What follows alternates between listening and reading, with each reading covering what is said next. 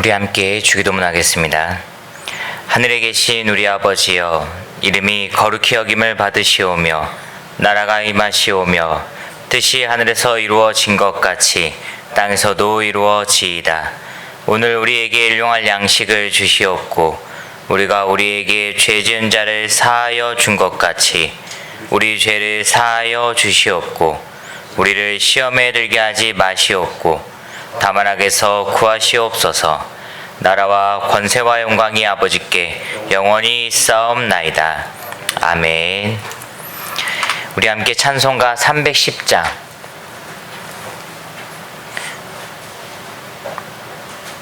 찬송가 310장 함께 찬양 드리시겠습니다.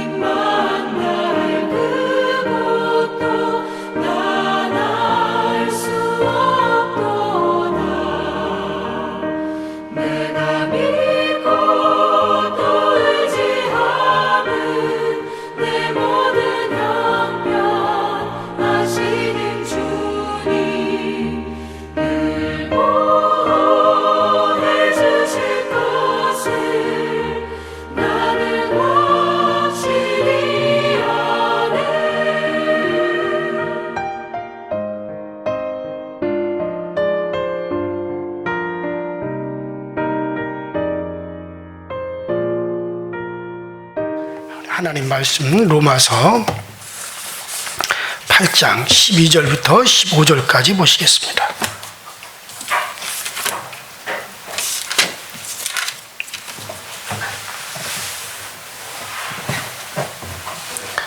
자, 로마서 8장 12절부터 15절까지 저와 여러분들이 한 목소리로 합독합니다. 시작. 그러므로 형제들아, 우리가 빚진 자로 돼 육신에게 져서 육신대로 살 것이 아니니라. 너희가 육신대로 살면 반드시 죽을 것이로되 영으로서 몸의 행실을 죽이면 살리니 무릇 하나님의 영으로 인도함을 받는 사람이 곧 하나님의 너희는 다시는 종의 영을 받지 아니하고 양자의 영을 받았으므로 우리가 아빠 아버지라 부르짖느니라. 아멘. 자, 우리 지난 시간에 영으로 몸의 행실을 죽이라. 그래서 여기서 영으로 몸의 행실을 죽이라는 말은 바로 성령으로 우리 몸의 행실을 죽이면서 살아가는 것이 성도가 살아가야 되는 마땅한 삶이다라고 하는 것을 말씀을 드리면서 이 성령으로 제 탐욕의 욕망인 몸의 행실을 죽이고 살아가는 것이 은혜의 빚진 자로서 당연히 해야 될 일에 대해서 말씀을 드렸습니다. 자, 그러므로 이 성령의 모든 은사의 목표는 어디에 맞춰져 있느냐? 몸의 행실을 죽이는 데 맞춰져 있어요. 성령으로부터 여러 가지 은사가 우리에게 주어지는 것은 몸의 행실을 죽이는 거. 그러니까 그냥 몸의 행실이 아니라 죄악의 몸의 행실을 죽이는데 거기에 다 맞춰져 있다라고 하는 말씀을 지난 시간에 말씀을 드렸습니다. 자, 이어서 오늘은 몸의 분별을 말씀을 드리려고 하는데 이 12절에서부터 15절까지 오늘 우리가 읽었는데 우리 이 12절부터 15절까지 오늘 읽은 본문을 그 헬라어 원문을 새로이 번역해서 제가 다시 한번 읽어드릴 테니까 한번 들어보세요. 자, 그러므로 형제들아, 진실로 우리가 빚진 자로 돼 육신에게 져서 육신을 따라 살 것이 아니니라. 왜냐하면 만약 너희가 육신을 따라서 산다면 죽을 것이나 그러나 만약 성령으로 몸의 행실을 죽인다면 살 것이기 때문이다. 14절. 왜냐하면 하나님의 영으로 인도받는 그들은 하나님의 아들들이기 때문이다. 15절. 왜냐하면 너희가 다시 두려워하는 종의 영을 받지 않고 양자의 영을 받아 아빠 아버지라 부르짖기 때문이다. 자, 요거는 헬라 원문을 다시 번역해서 말씀을 드린 겁니다. 자, 여기서 가장 큰 특징, 우리가 조금 전에 읽은 그 개역 개정판 성경하고 특징이 뭐냐? 자, 바로 왜냐하면이라는 말이 13절부터 그 절 맨 앞에 나타나기 때문에 그래요. 자, 13절부터 12절에 말한 것에 대하여 그 이유를 밝혀주는 겁니다. 왜냐하면이라는 것은 앞에 말한 것에 대한 이유를 밝혀주기 위해서 왜냐하면이라는 것이 있었죠. 그러니까 13절 머리맡에도 왜냐하면, 14절에도 15절에도 이렇게 왜냐하면을 썼어요. 그 앞에 말한 것에 대한 이유를 밝혀주기 위한 겁니다. 그러니까 너희가 영으로서 성령으로 너희 몸의 행실을 죽이라. 왜냐하면 그렇게 나와 있는 거죠. 자, 그러면은 왜 그랬느냐? 자, 우리가 12절에 사도는 육신을 따라서 살 사람이 아니다. 너희가 영으로서 몸의 행실을 죽여야 될 사람들이다. 왜냐하면 성도는 하나님으로부터 너무나 큰 은혜를 받았기 때문에 너무나도 큰 은혜를 받았기 때문에 그렇게 살아야 된다. 그 얘기죠. 그래서 이 성령으로 죄와 사망의 법에서 우리에게 해방을 주셨습니다. 그래서 우리가 로마서 8장을 시작할 때 자, 성령으로 죄와 사망의 법에서 우리를 해방하였다라고 하는 것을 우리가 말씀을 드렸죠. 자, 그러므로 성도는 죽기는 하지만 죄와 사망의 이 몸에서는 해방을 받은 사람들이에요. 아멘. 자, 그러니까는 오히려 죄에 매여 있는 죽을 몸도 이제 나중에 우리는 이제 주님으로 말미암아 성령으로 말미암아 우리가 새로운 몸으로 살 사람들이란 말이에요. 자, 이렇기 때문에 성도는 하나님으로부터 너무나 큰 은혜를 받았어요. 자, 그래서 12절에 그러므로 하는 것도 이 때문입니다. 그러므로 형제들아 진실로 우리가 빚진 자로 돼, 은혜의 빚을 말하는 거죠. 육신에게 져서 육신을 따라 살아갈 것이 아니니라. 이 구조는 성도가 입은 은혜가 얼마나 감격스럽고 얼마나 진실되고 얼마나 큰 것인가를 말씀해 주고 있습니다. 자, 그러므로 13절부터는 육신을 따라 살아가지 말아야 될 이유를 설명하고 있습니다. 자, 그래서 13절부터 사도가 말하는 이유를 좀 더 우리가 보면은, 자, 13절, 왜냐하면 너희가 육신을 따라 산다면 죽을 것이나 그러나 만약에 성령으로 몸의 행실을 죽인다면 살 것이기 때문이다. 자, 지난 시간에 우리는 이 말씀에 대해서 은혜의 구원이 사람의 행위에 따라 좌우되는 것이 아니다. 그 여기서 지금 말한 것 때문에 우리가 구원이 우리가 성도가 어떤 행실을 해야, 몸을 행실을 죽여야만이 내가 구원받는 것을 이해해서는 안 된다라고 말씀을 드렸죠. 우리가 그렇게 이해를 하게 되면 우리의 구원은 믿음으로 구원받는 게 아니에요. 예수 그리스도의 공로로서 구원받는 것이 아니라 나의 행실로 구원받는 것이기 때문에 그런 식으로 이해하면 안 된다라고 제가 말씀을 드렸어요. 자, 그러면은 왜 어떻게 이해를 해야 되느냐? 이것은 바로 우리 성도들이 그렇게 큰 은혜를 받았기 때문에 은혜의 빚진 자로서 우리가 그렇게 살아가는 것이 마땅한 도리다 라고 하는 것을 강조하기 위해서 이 말씀을 쓴 거지. 자, 그러므로 우리가 그렇게 은혜를 받았기 때문에 이제 이렇게 우리가 육신의 행실을 죽이는 행위가 있어야 구원을 받는다라고 하는 식으로는 해석하지 말라라고 하는 것을 여러분들의 말씀을 드렸습니다. 그러니까 육신을 따라 살지 말아야 될 이유는 성령으로 몸의 행실을 죽이도록 우리는 그렇게 되어져 있어요. 자, 우리가 구원을 받았으면, 구원을 받은 우리들은 이제 성령으로 우리의 육신의 행위를 죽이도록 그렇게 되어져 있는 겁니다. 그래서 우리는 그렇게 살아가는 거지, 그렇게 육신의 행실을 죽이기 때문에 내가 구원받는 것이 아니다는 얘기예요. 그 차이를 여러분들이 꼭 분별을 하셔야 됩니다. 우리가 구원받는 것은 우리의 어떤 행위로 구원받는 게 아니에요. 무엇으로 구원받는다 그랬어요? 믿음으로 받는 거예요. 이건 100% 예수 그리스도를 믿고 그 은혜로 말미암아 우리가 구원을 받는 거지, 내가 육신의 이 행실을 죽이고 그렇게 내가 살아가기 때문에 구원받는 게 아니단 말이죠.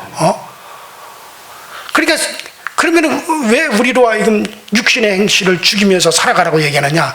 우리가 그런 은혜를 받았으면, 구원을 받은 자는 그 육신의 행실을 죽일 수 있도록 이미 성령을 부어 주셨단 말이에요. 그렇기 때문에 우리가 그렇게 살아가는 거지. 자, 그래서 또 14절 왜냐하면 성도는 하나님의 영으로 인도함을 받는 하나님의 아들들이기 때문이다 그랬단 말이에요. 그러니까 바로 성도가 이미 구원받은 사람은 다 하나님의 영으로 인도함을 받는 사람들이에요. 그렇기 때문에 육신의 행실을 죽이면서 우리가 살아갈 수가 있다는 얘기예요. 육신의 행실을 따라 살아가지 않을 수가 있다는 얘기예요. 얼마든지 있다는 얘기예요.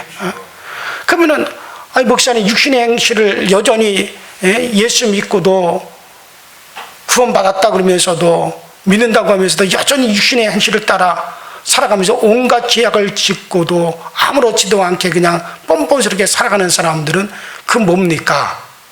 라고 질문할지 몰라요. 제가 말씀드렸죠. 그런 사람들은 처음부터 구원받은 적이 없는 사람들이에요.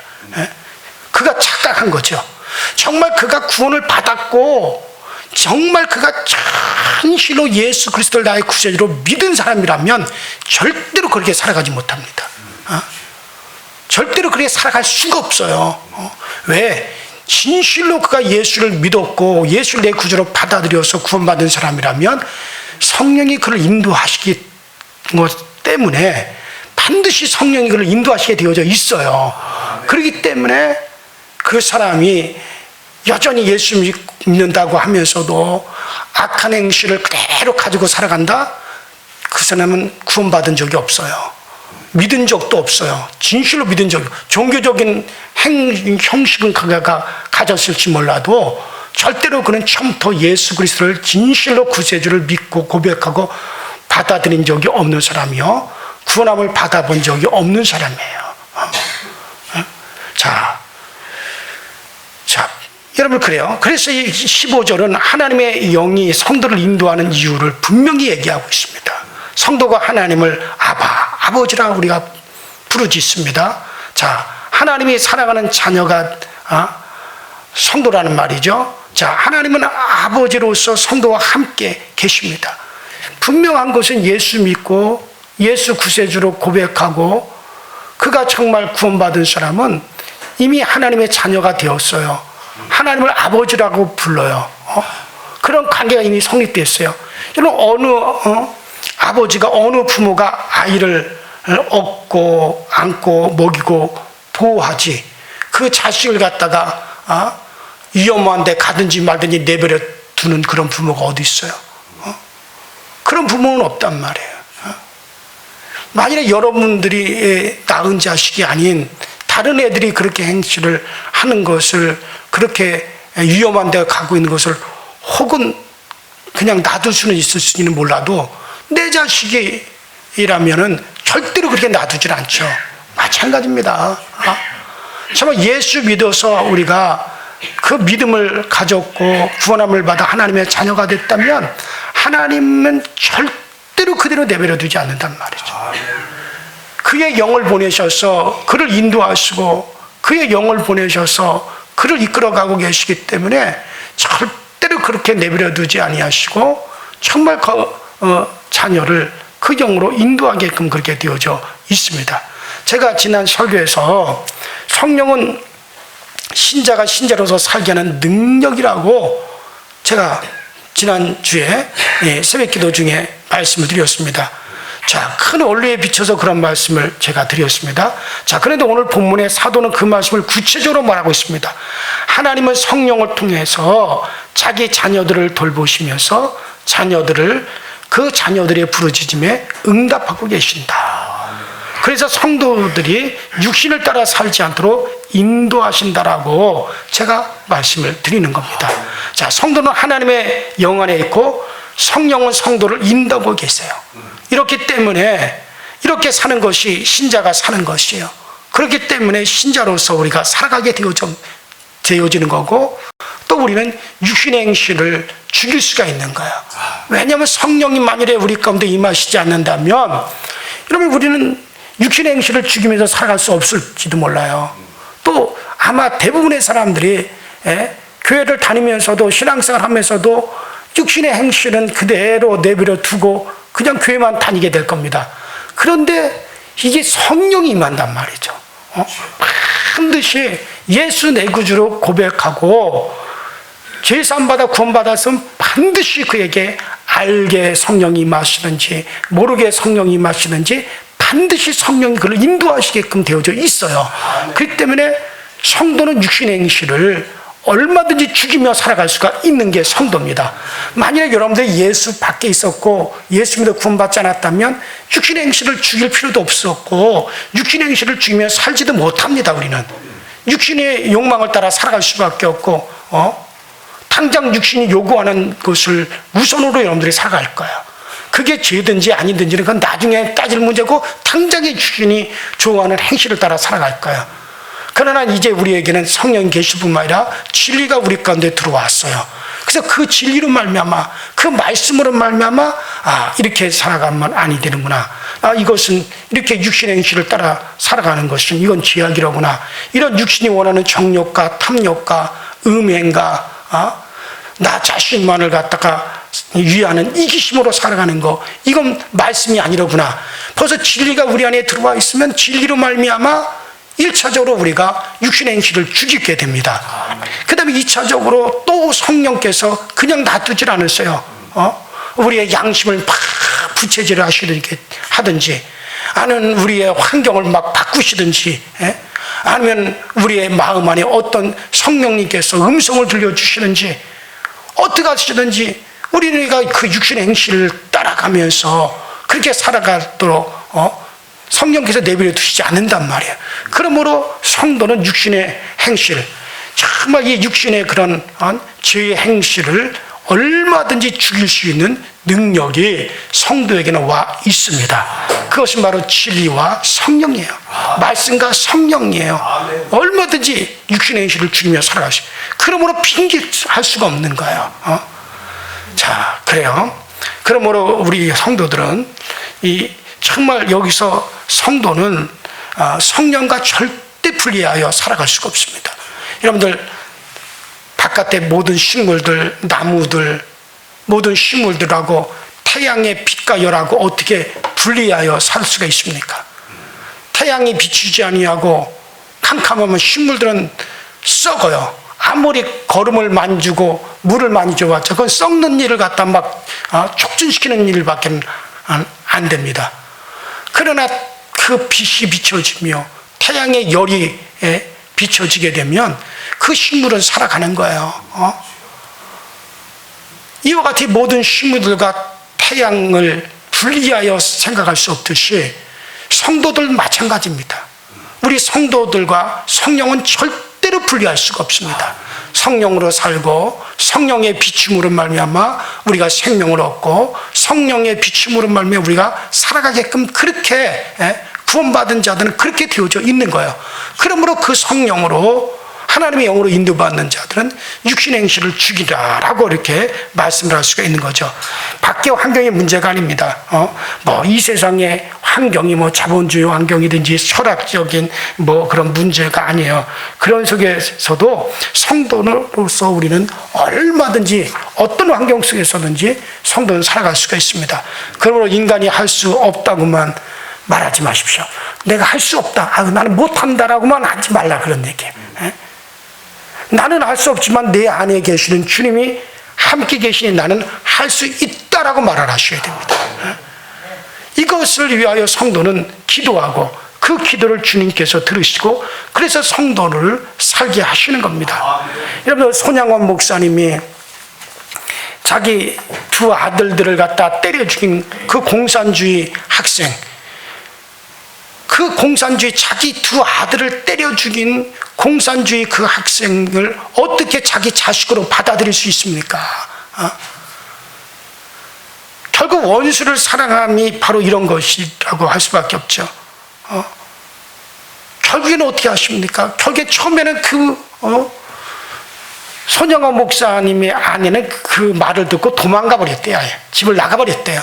처음에는 손양원 목사님도 그렇게 할 수 없었지만은 막 기도하면서 부르짖었을 때 성령께서 그렇게 할 수 있도록 능력을 주셨기 때문에 그는 그렇게 했다 그랬어요. 그냥 그가 성품이 좋아서 그렇게 한 게 아니에요. 처음에는 내 자식을 때려 죽인 그 원수를 어떻게 데려다가 그냥 놔두면 사형 언도 받아가지고 죽잖아요. 그래야 손영환 목사님이 자기 자식으로 그를 받아들여서 자기 호적에 올려놓는다면 그 자식을 그 원수를 살릴 수가 있으니까는 그렇게 했는데 처음에는 그게 안 돼서 나는 절대 그렇게 할 수 없다고 그러지만 나중에 막 부르짖는 가운데 성령께서 그렇게 할 수 있는 힘을 주니까 결국 그렇게 하잖아요. 그 원수를 데려다가 내 친자식으로 키우고 학교 보내고 나중엔 재산을 상속해주고 그리고 나중에 장로가 되어지고 자, 그게 사람으로서는 할 수 없으되 성령으로는 한다는 거죠. 어떤 목사님 제가 오래전에 학생 때 그 목사님으로부터 들을 때 그런 얘기를 하더라고요. 일제 시대에 신사참배로 감옥에 갇혀서 밤마다 치조실에 끌려가서 몽둥이로 맞는데 얼마나 아프고 얼마나 견디기 어려운지 뼈들이 다 꺾어지는 것 같고 그냥 뼈가 부딪히는 것 같고 너무나 아프대요. 밤마다 끌려가서 치조실에서 몽둥이로 얻어맞는 게 너무나 고통스럽더래요. 그래서 도저히 항복하지 않을 수가 없고 부인하지 않을 수가 없고 그래서 그가 기도했대요. 주여 저를 도와주세요. 내가 이대로 있다가는 제가 항복할 수밖에 없습니다. 저도 신사참배 한다고, 또 교인들과 함께 신사참배 하겠다고 내가 그렇게 말할 수밖에 없습니다. 주여 나를 도와주세요 하고 막 간절히 기도를 하다가 그 밤에 또 끌려가서 치조실에서 몽둥이로 얻어맞는데, 너무너무 신기한 것은 자기 엉덩이하고 자기 등짝, 자기 어깨 이런 몸에다가 아주 두꺼운 가죽을 이렇게 덮어놓은 것 같더래요. 그래서 아무리 몽둥이를 두들기더라도 이게 그냥 두꺼운 가죽으로, 이렇게 두꺼운 가죽으로 자기를 덮어놓은 것 같아가지고 아무리 때려도 아프지가 않더래요. 그래서 자기가 그걸 경험했다고. 정말 그래서 하나님께 이대로 계속 놔뒀으면 저는 부인할 겁니다. 저는 항복할 수밖에 없습니다. 너무나 고통스럽습니다. 나 좀 도와주세요. 그렇게 간절히 부르짖고 그 밤에 가서 치료실에서 얻어맞을 때는 너무너무 신기하게 하나도 두꺼운 가죽을 자기에게 다 덮어놓은 것 같아가지고 몽둥이 소리는 퍽퍽 하고 들리는데 자기 몸은 아프지 않았다고. 그 목사님은 그렇게 간증하는 소리를 들을 수가 있었습니다. 자, 그렇게 해서 자기는 그 고난을 그 당시에 넘어갔다는 거죠.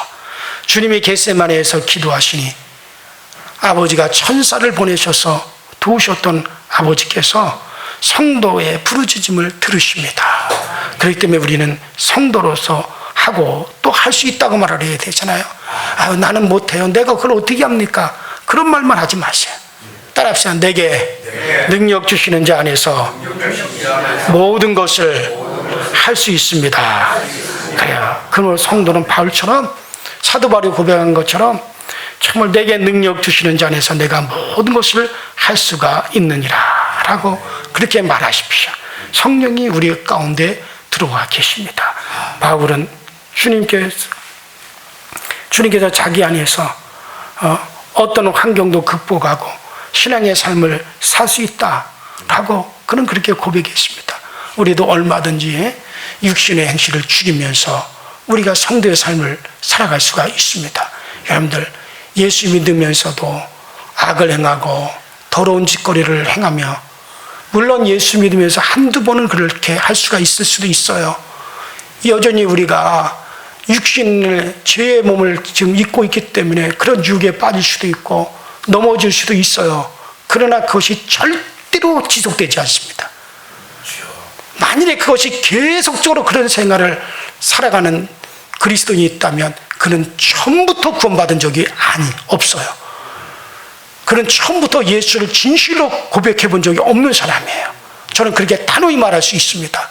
여러분들, 예수를 진정으로 내 구주로 모신 사람은 처음에는 우리가 예수 믿고도 죄의 유혹에 져서 후회도 하고 가슴을 치기도 하고, 또 우리가 죄에 끌려가서 고통스럽게 막 자기 자신의 실망도 해보고, 그런 일들은 여러분들이 있을 수 있습니다. 얼마든지 죄의 몸을 가졌기 때문에. 그러나 반드시 얼마 가지 않아 그는 그런 것들을 스스로 싫어하게 됩니다. 스스로 그런 것들에 대해서 그는 끊게 되어집니다. 왜? 성령이 계시기 때문에. 그렇기 때문에 주변에 많은 예수 믿는다고 하는 교회 다니는 사람들이 그런 식으로 살아가고, 여전히 그런 식으로 악하게 살아가고 더럽게 살아가고 추하게 살아가는 모습을 보거들랑, 여러분들, 우리가 흔들릴 필요 없습니다. 저렇게 살아가도 되나라고 말할 필요도 없어요. 저런 사람들은 처음부터 구원받은 사람이 아니었다. 처음부터 저 사람들은 예수를 진실로 고백해 본 적이 없는 사람들이라, 그렇게 여러분들 생각하시고 불신자 취급을 하십시오. 바울도 그런 자들은 불신자 취급을 하라 그랬습니다. 그들은 처음부터 믿어본 적이 없는 사람들이에요.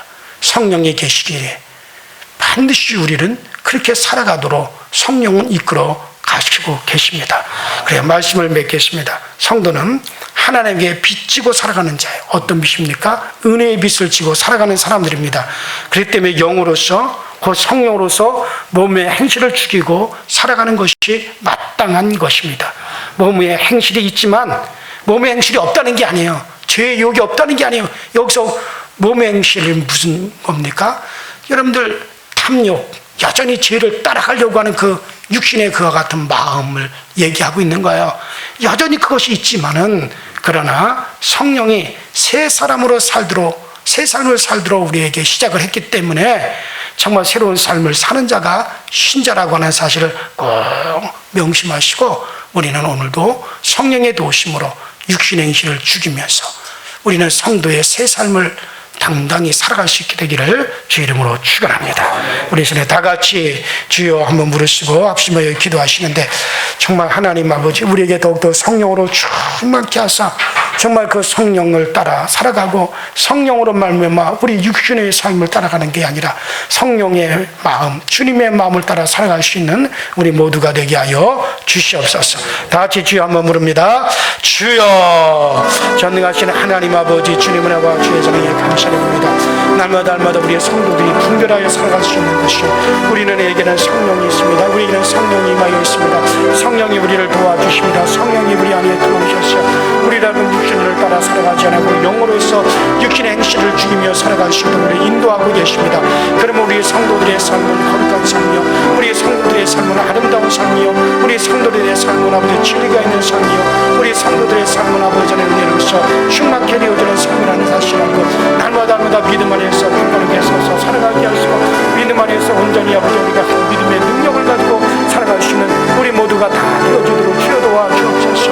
우리가 진실로 예수를 나의 구세주로 예수를 나의 구주라고 고백하고 산다면 정말 우리는 아버지 육신에 있지 않습니다. 우리는 그의 영에 있습니다. 아버지 우리는 성령에 있습니다. 성령께서 우리를 인도하십니다. 성령이 인도하시기 때문에 얼마든지 육신의 행실을 죽일 수 있고 얼마든지 육신의 행실을 따르지 아니할 수가 있습니다. 이것이 성도의 삶입니다.